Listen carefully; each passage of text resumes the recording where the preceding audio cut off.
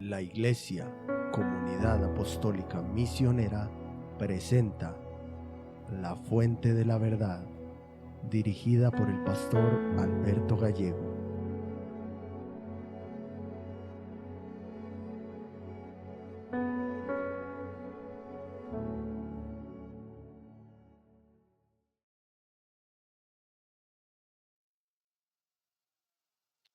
Hermanos, Dios los bendiga a todos.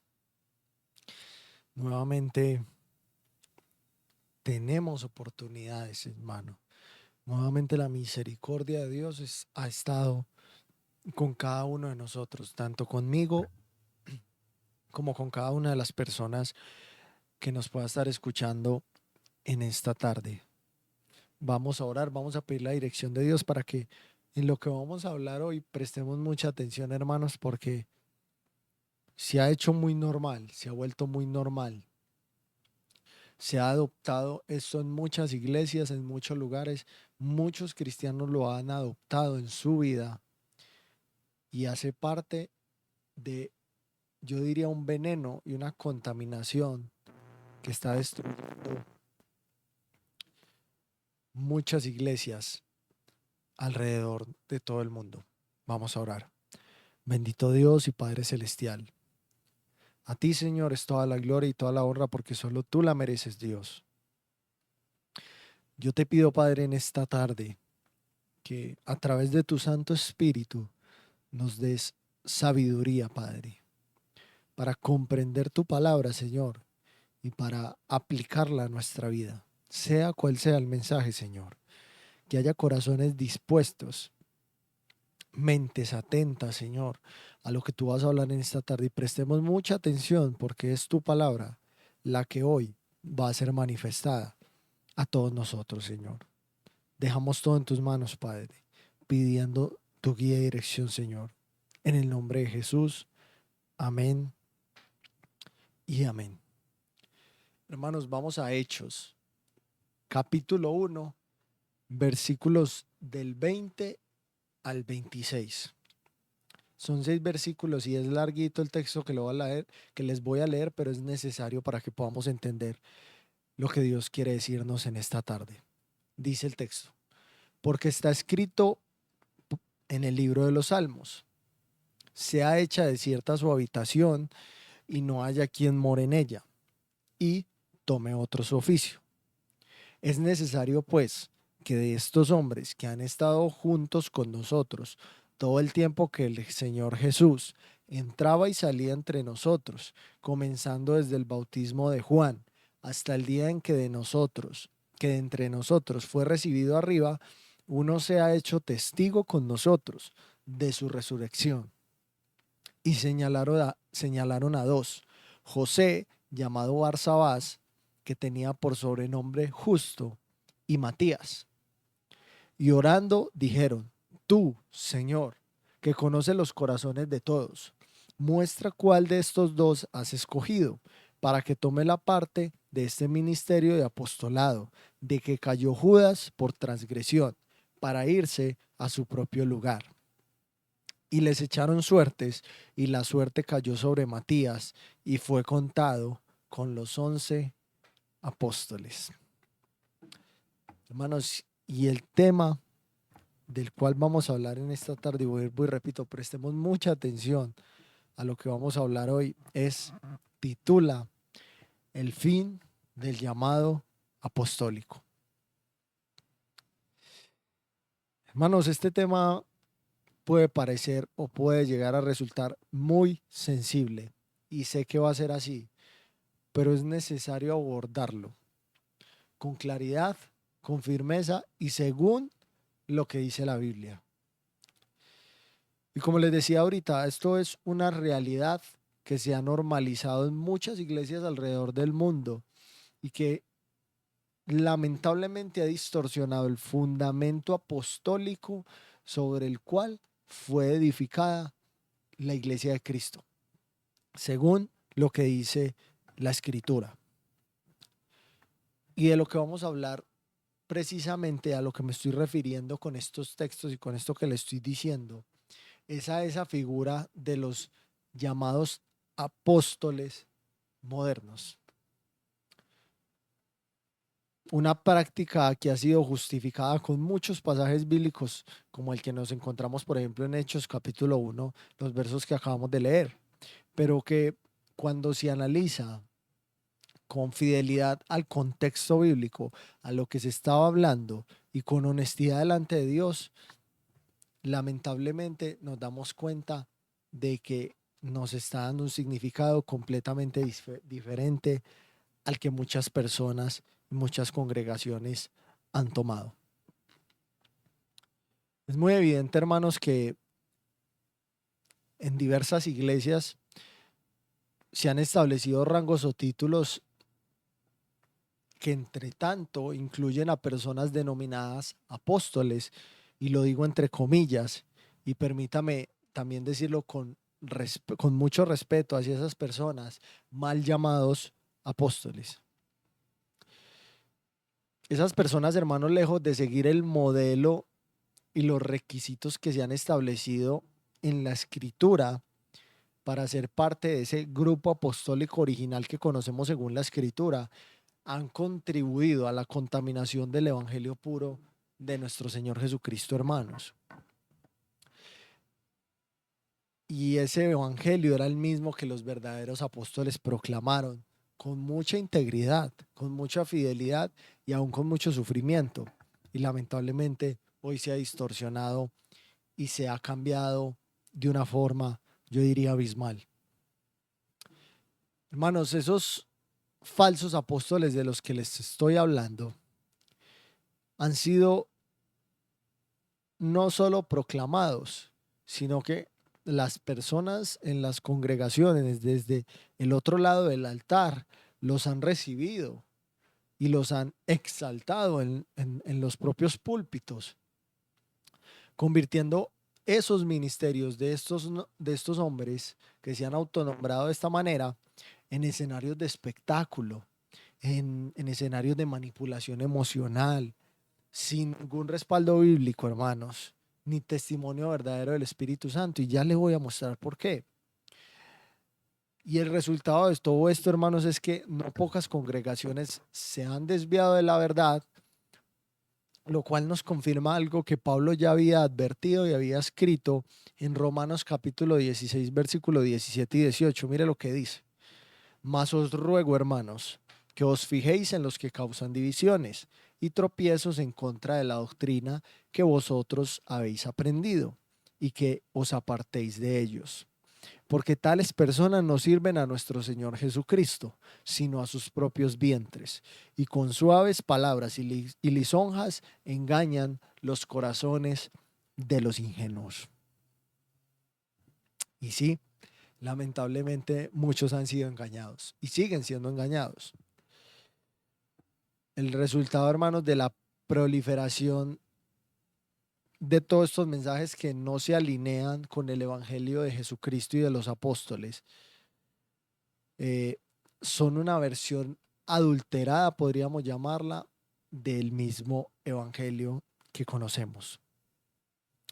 También Pablo fue muy claro en una advertencia que hizo a los Gálatas en su carta Gálatas capítulo 1, versículo 9, que dice: si alguno os predica diferente evangelio del que habéis recibido, sea anatema.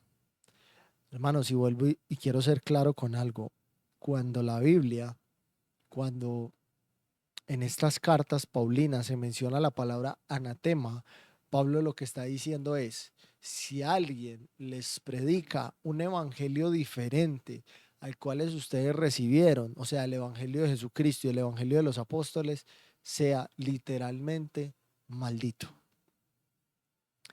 Hermanos, en este texto de Hechos que leímos al principio, los apóstoles, en vocería de Pedro como líder, podemos ver que eligen el sucesor de Judas, el cual había tomado la triste decisión de quitarse la vida cuando sintió el remordimiento por haber vendido a su maestro. Y quiero presentarle con argumentos bíblicos claros y según la verdad de Dios, según lo que dice verdaderamente la Escritura, porque esas personas que yo les digo que se autodenominan apóstoles no tienen fundamento alguno para tener ese título. Primero vamos a examinar cuidadosamente el pasaje que les leí al principio. Hechos capítulo 1, versículos del 20 al 26. Téngalo muy presente, que es nuestro texto base, donde se narra la elección de ese sucesor de Judas. Ahí podemos ver qué fue lo que aconteció y cómo eligieron al sucesor de Judas, que haría parte de los apóstoles, tendría el título de apóstol. Pedro estaba siendo guiado por el Espíritu y por las Escrituras, estableciendo los requisitos para que alguien pudiera ser considerado apóstol. Son condiciones que yo llamaría muy precisas y no sujetas a interpretación libre o interpretación personal, como muchas personas lo han hecho. Primero, el sucesor o el apóstol, el llamado verdaderamente apóstol, debía haber estado con Jesús durante todo su ministerio terrenal. En pocas palabras, el sucesor debía haber caminado con Jesús y lo debió de haber visto en su ministerio terrenal.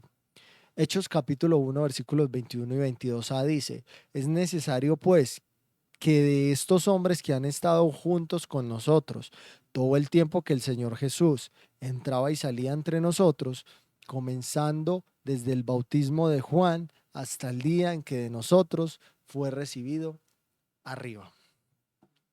Mira, hermanos, habla desde el bautismo de Juan. O sea, todo el ministerio terrenal de Jesucristo. En pocas palabras, el verdadero apóstol debía ser testigo presencial del ministerio completo de Cristo, desde su bautismo hasta su ascensión. Segundo, tenía que haber sido testigo ocular de la resurrección del Señor. Mire lo que dice Hechos capítulo 1, el versículo 22 por la parte B. Uno se ha hecho testigo con nosotros de su resurrección. La resurrección, hermanos, era el centro del mensaje apostólico. El apóstol debía haber visto al Señor resucitado con sus propios ojos, como lo vieron los apóstoles. Y Pedro confirma eso. Pedro confirma que ellos lo vieron cuando dice en Hechos capítulo 2, versículo 32: a este Jesús resucitó Dios, de lo cual todos nosotros somos testigos.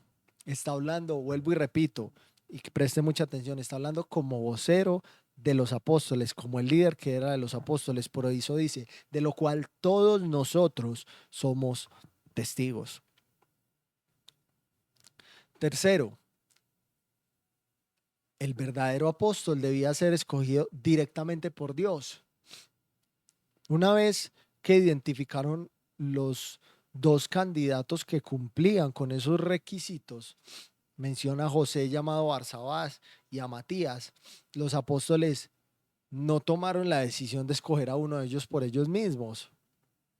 Hicieron una oración y en la oración dijeron en Hechos capítulo 1, versículo 24: tú, Señor, que conoces los corazones de todos, muestra cuál de estos dos has escogido. Dice la Biblia que después de orar, cuando terminaron su oración, les echaron suertes. Echar suertes, hermanos, era un método aceptado en el Antiguo Testamento para determinar la voluntad de Dios. Y se lo voy a precisar mejor. Mire lo que dice Proverbios capítulo 16, versículo 33. La suerte se echa en el regazo, mas de Jehová es la decisión de ella. Es muy importante, hermanos, notar y tener presente. Por eso es importante conocer bien lo que dice la Biblia, que esta fue la última vez que se echó suertes, según la Escritura, ya que tanto con la venida del Espíritu Santo, que está en el mismo libro de Hechos, en Pentecostés, lo que llamamos Pentecostés, en Hechos capítulo 2, Dios empezó a guiar la iglesia de una manera distinta. Ya no se necesitan suertes. Ahora tenemos al Espíritu Santo que mora en la vida de cada uno de los creyentes y tenemos las Escrituras.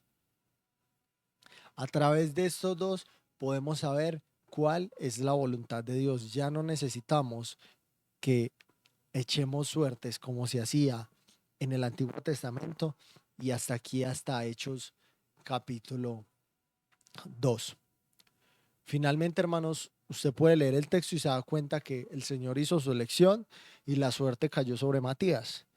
Y dice la Biblia que él fue contado con los 11 apóstoles. Entonces, con todo esto que yo les acabo de decir, algo muy sencillo, hermanos, pero que requiere de atención, requiere de prestar cuidado a lo que se está leyendo. Yo quiero plantear una pregunta muy directa para todas las personas que nos están escuchando y que tal vez pueden estar practicando este tipo de cosas. ¿Quién de los llamados apóstoles de hoy cumple con esos requisitos? Tal vez alguien esté pensando en este momento o diga, para intentar justificar esa figura que tienen hoy mencionando a Pablo, pero porque Pablo indudablemente fue una excepción. Pablo podríamos llamarlo un caso excepcional. Pero Pablo, hay que tener en cuenta que sí cumple con algunos requisitos. Pablo fue escogido directamente por Dios, por Cristo, y Pablo vio al Señor resucitado. Mire que él mismo declara en su primera carta a los Corintios capítulo 9, versículo 1, a modo de pregunta: ¿no soy apóstol? ¿No soy libre? ¿No he visto a Jesús el Señor nuestro? ¿No sois vosotros mi obra en el Señor? Pablo, como les decía, podríamos clasificarlo como un caso excepcional. Fue comissionado directamente por Jesús ya glorificado en su camino a Damasco, cuando él mismo se le aparece y le dice: Pablo, ¿por qué me persigues? Entonces, primero, él sí fue escogido por Dios, y segundo, él sí vio a Cristo resucitado, él sí lo vio glorificado. Y él mismo reconoce su situación. Mire lo que dice en su primera carta a los Corintios capítulo 15, versículo 8, porque él conocía muy bien esos requisitos que yo le leí hace un momento, y por eso él menciona estas palabras: y al último de todos, como un abortivo, se me apareció a mí. La autoridad de Pablo, hermanos, no venía de hombres, no venía de un autonombramiento, de un capricho como sucedió hoy en día, sino que venía de un llamado sobrenatural y directo de Jesucristo. Ahora bien, habiendo visto esto, a quienes hoy, vuelvo y repito, se autodenominan apóstoles, les pregunto: ¿dónde se te apareció Jesucristo? ¿Dónde está el testimonio claro de tu llamado y de tu envío divino? ¿Dónde están los requisitos que cumples para ser llamado apóstol? Además de que muchos de estas personas proclaman señales y milagros, se glorían en sanidades que son dudosas, que eso es un tema más para hablar, hermanos. Eso es otro tema completamente aparte, del cual hay mucho que decir y que Hechos nos da mucha evidencia para entender qué es lo que sucede alrededor de esto. Y además levantan ministerios centrados, hermanos, en espectáculos. Eso es lo que usted puede ver en esas congregaciones llenas. Y usted dirá: claro, pero ¿cómo es posible que estas personas llenen congregaciones, llenen lugares, hermano? Porque Satanás es experto en engañar, y a la gente se le alimentan sus emociones. Y cuando a un ser humano se alimentan sus emociones, donde se alimente y donde se le lleve al éxtasis, el ser humano quiere seguir estando, porque se convierte en un vicio. Pero el resultado de todo esto, hermanos, es que no hacen más que apartar a las iglesias de la verdad de la Escritura. Y en lugar de edificar, destruyen tristemente la vida espiritual de muchas personas. Si nosotros aceptáramos el apostolado de estos hombres sin evidencia bíblica y sin respaldo divino, estaríamos contradiciendo las Escrituras. Y si la palabra de Dios se contradijera según lo que practican estos hombres, a la luz de lo que ella dice, simplemente, hermanos, y lo voy a decir de esta manera, dejaría de ser la palabra de Dios. Y Dios dejaría de ser Dios, porque deja de ser perfecto. Pero eso es imposible, porque mire lo que dice Mateo capítulo 24, versículo 35. El cielo y la tierra pasarán, pero mis palabras no pasarán. Hermanos, la revelación ya está completa. Todos tenemos la escritura, todos tenemos acceso a la escritura. El Espíritu Santo ya ha descendido, hermanos. Desciende y habita en la vida de cada persona que acepta a Jesucristo como Salvador. Y el fundamento de la iglesia está establecido ya, ya fue establecido. ¿Y establecido sobre qué? Sobre los apóstoles y profetas. Y dice la Biblia que Jesucristo es la misma piedra angular. Eso lo dice, está en Efesios capítulo 2, versículo 20. Esa obra fundacional ya se completó, hermanos, ya terminó.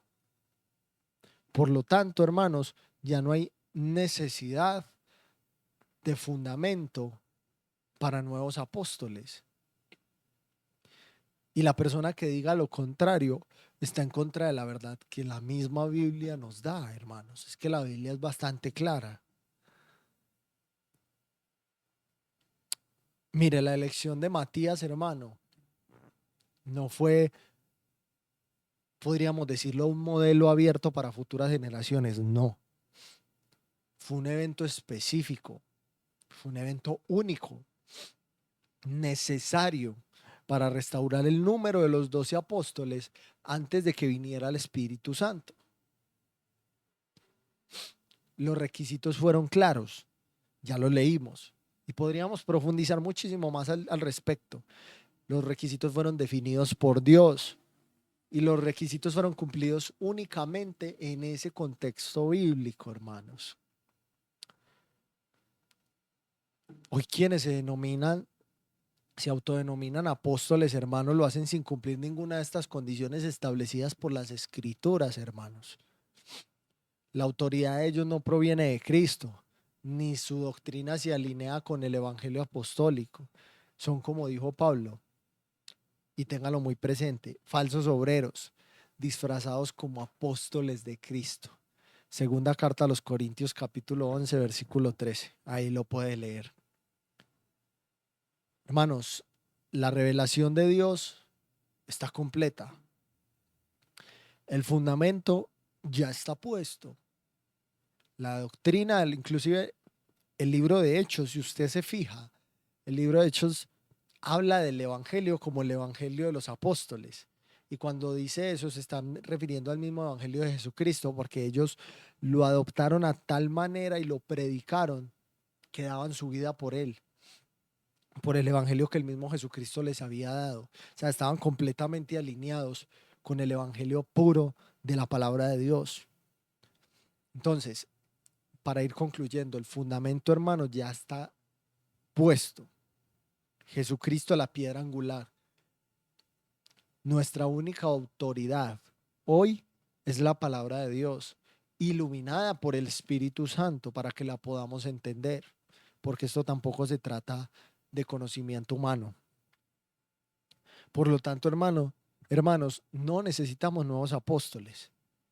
Lo que necesita la iglesia es corazones rendidos. No necesitamos espectáculos, no. Necesitamos iglesias fieles, necesitamos creyentes comprometidos con el evangelio verdadero, porque afuera la gente se está perdiendo en sus delitos y sus pecados.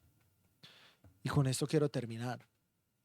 Que el Señor, hermano, nos conceda discernimiento, firmeza, hermanos, y sobre todo fidelidad para, como dice Pablo, no seamos llevados por todo viento de doctrina, sino que permanezcamos en la verdad, defendamos el Evangelio de Cristo con amor, con convicción y sobre todo, hermanos, con reverencia y temor. Yo espero que este mensaje de verdad haga mella en nuestros corazones, porque como le digo, esto se normalizó tanto, hermanos, y no entendemos la gravedad del asunto, sino hasta que nos damos cuenta de esto, de que nada de eso tiene respaldo bíblico, ni respaldo divino de ninguna manera. Y si no tiene respaldo divino, si el respaldo de Dios a través de Jesucristo no está en una congregación, en un lugar, en una persona, no hay nada, hermanos, porque Jesucristo es el único camino. Por eso titula este mensaje El fin del llamado apostólico. Aquí, hermanos, terminó el llamado apostólico. Ya no hay más apóstoles, hermanos. En nuestro tiempo ya no lo hay. El fundamento, vuelvo y repito, ya está puesto. Vamos a orar. Bendito Padre Celestial, toda la gloria y la honra es para ti, Señor. Gracias por tu palabra, gracias por tu verdad, porque a través de ella nos ayudas a entender cuál es tu voluntad, Señor. Ya no necesitamos, Señor, otros métodos, Padre, para determinar o para saber cuál es tu voluntad, Señor. A través de la Escritura, el Espíritu Santo que habita en nosotros, Señor, nos guía para entender y saber cuál es tu voluntad, Señor. Y en la Escritura podemos encontrar completamente tu voluntad plasmada para cada uno de nosotros, para tu iglesia, para las congregaciones, para todo, Señor. Todo, Señor, lo dejamos en tus manos. Te pedimos que podamos permanecer en fidelidad a la verdad, en fidelidad, Señor, al Evangelio de Jesucristo, puro, tal cual nos ha sido entregado, Señor, y que lo valoremos, que lo respetemos, que lo reverenciemos y que lo defendamos con temor y reverencia, Padre. Yo te doy muchas gracias, Señor, en el nombre de Jesús. Amén y amén. Hermanos, Dios los bendiga y Dios los guarde a todos.